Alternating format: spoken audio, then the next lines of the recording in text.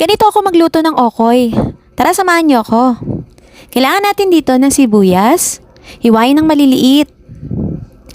And then, syempre, lara. Nilaglalagay din ako ng lara, guys. So, ganun lang din ang proseso. Hiwain lang din natin to ng maliliit.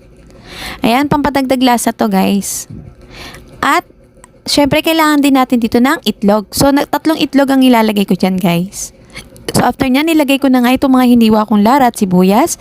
Tapos, lagay natin ng paminta, asin, syempre, parang pampalasa. At naglagay na nga rin pala ako ng magic sarap. Baka sakali magkaroon ng magic. Char! Tapos, kailangan din pala natin ng 4 na kutsara ng harina. So, ganyan lang kadali mag-okay, guys. Try nyo, masarap yung ganyan. Tapos, naglagay din ako ng magic sabor para pandagdag lasa din. So, ayan, nilagay ko na nga sa mainit na mantika. Ayan, pabilugin lang natin. So, ayan, ganyan lang kadali, guys. Ano pa hinihintay mo? Try mo na yung ganito.